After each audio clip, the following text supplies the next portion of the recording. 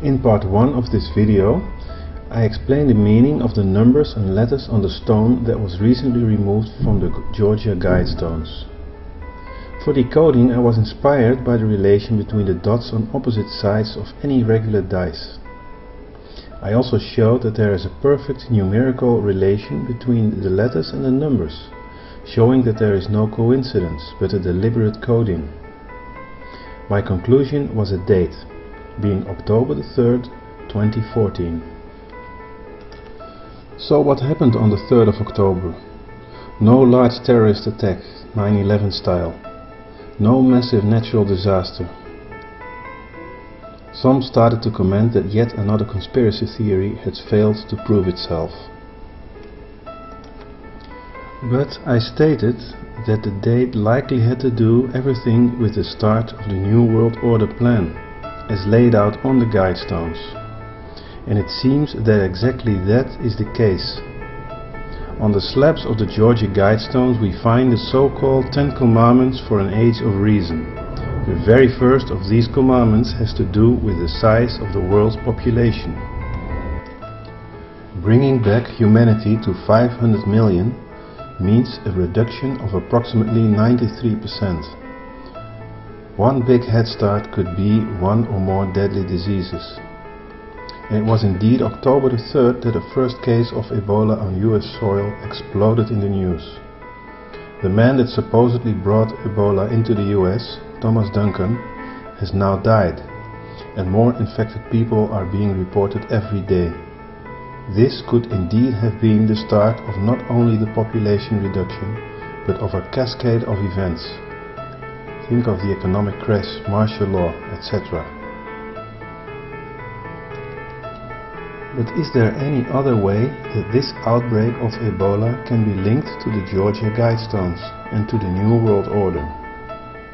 The answer is yes. As others have already noted, there has been an episode of The Simpsons where a book cover is shown having the title Curious George and the Ebola virus. This might seem insignificant, but it has already been proven that there were also hints to other events in Simpson episodes, the most famous being 9/11. However, this could have been a coincidence, but there is more. This particular episode of The Simpsons was aired on September 11, 1997, a date that raises a red flag, obviously. So let's take a look at the character of the monkey George. Wikipedia writes, "The books feature a curious brown monkey named George, who is brought from his home in Africa by the man with the yellow hat to live with him in a big city."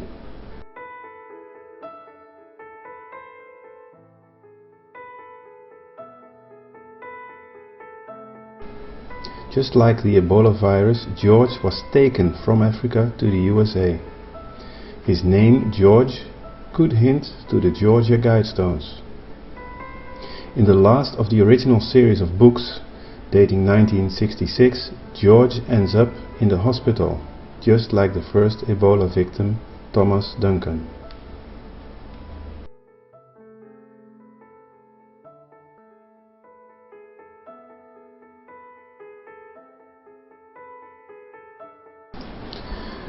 But wait, there is more.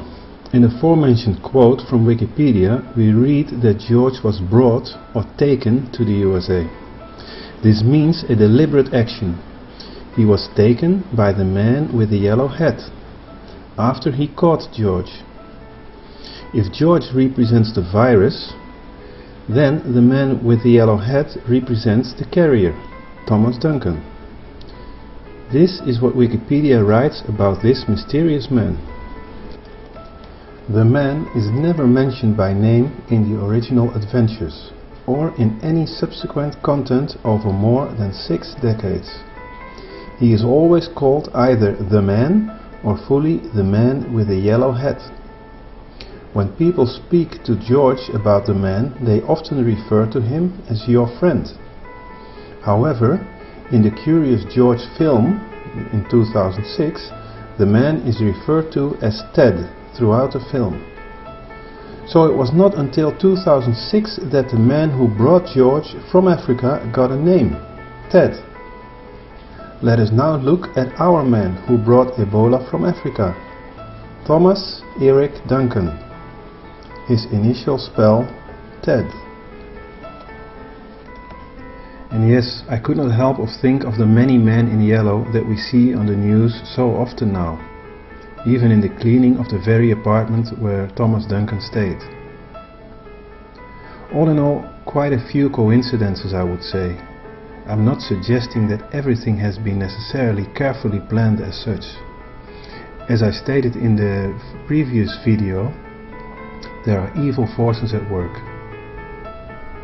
For our struggle is not against flesh and blood, but against the rulers, against the authorities, against the powers of this dark world, and against the spiritual forces of evil in the heavenly realms.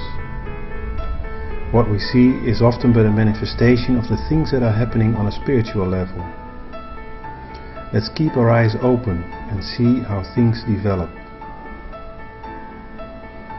Have nothing to do with the fruitless deeds of darkness, but rather expose them.